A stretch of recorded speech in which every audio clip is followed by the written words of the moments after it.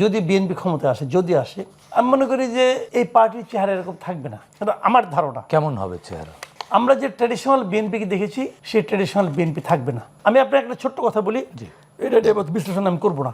সেটা হলো, আমি মাঝে মাঝে বলতাম আগে যে 2008 সালে যখন তারেক রহমান এই দেশ থেকে চলে গেলেন, আর 2025-এ যখন উনি আসলেন, ওই যাওয়ার সময় যে তারেক রহমান গিয়েছিলেন ওই তারেক রহমান কিন্তু ফেরেননি, অন্য এক তারেক রহমান ফিরেছি। আমি এটাও মনে করি 12ই ফেব্রুয়ারি পর্যন্ত যে তারেক রহমানকে দেখবেন, 12ই ফেব্রুয়ারির পরে তারেক রহমান, অন্য তারেক রহমান পাবেন আপনারা।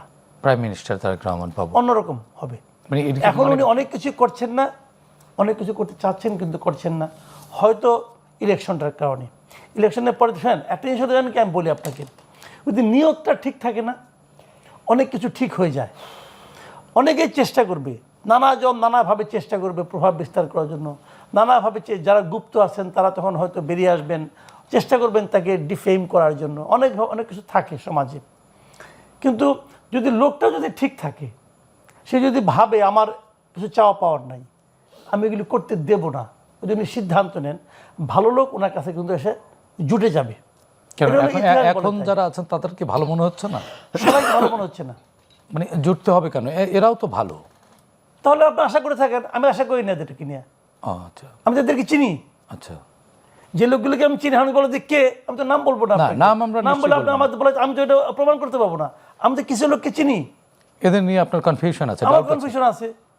অনেককে আমি চিনি, অনেকে একসময় ছাত্র শিবির করতো, আমি জানি। তারা তারেক রহমানের আশেপাশে আছে? আছে, আছে।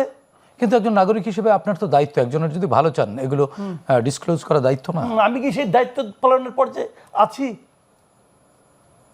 নাগরিক তো আপনি। নাগরিক তো, এই জন্য আমি আমার সন্দেহ কথাটা প্রকাশ করলাম। এখন খুঁজে দেখার দায়িত্ব ওনাদের। আমি ওনাকে ইনফর্ম করলাম যে আপনি দেখেন, উনি আমার কথা শোনার তো কোনো দরকার নাই, উনি জাজ করবেন, ওনার লোক দিয়ে জাজ করবেন। কাজে এটা তো এইভাবে কোনো সমস্যা না, তো এই সমাধান হয়ে যাবে। সন্দেহটা করা মানে কি? আপনি অস্বস্তি বোধ করছেন, আমি সেই অস্বস্তি কথাটা ইনফর্ম করলাম, উনি দেখবেন। শোনেন, আপনি আর কি হাইপোথেটিক্যালি ভাবেন, আওয়ামী লীগের মতো দল, সেই দলে গুপ্ত জামাত ছিল না? ছিল, এখন প্রকাশ হয়েছে। আওয়ামী লীগের সঙ্গে শিবিরের কোনো মিল কখনো ছিল? জামাতের কোনো মিল কখনো ছিল? ছিল না।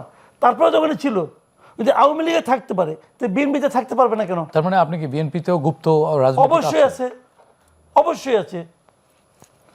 আমি এই একটা সিম্পলি, আমি তো বললাম, আমি আপনাকে সিম্পলি কোয়েশন দিলাম। আমি একটা কথা বলি আপনাকে, ছাত্র দলের সভাপতি রাকিবুল ইসলাম রাকিব একবার একটা কথা বলছিল, এটা অনেকেই কিন্তু এটাকে পাত্তা দেয় নাই। যখন নাকি ঢাকা বিশ্ববিদ্যালয়ের ছাত্র মানে শিবিরের লোকগুলি চেহারা আসতেছে, যে এই সভাপতি সেক্রেটারি আসতেছে, তখন রাকিব বলছিল যে তাহলে গত 10 বছর ধরে তো শিবির এখানে ছিল, তাদের কমিটি ছিল, আমি জানতে চাই এই 10 বছরের কমিটিগুলি কে কে? শিবির সেই কমিটির নাম প্রকাশ করছে? করে নাই কেন? এটা তাদের কৌশল। কৌশল না, এটা হলো তাদের মুনাফিকি।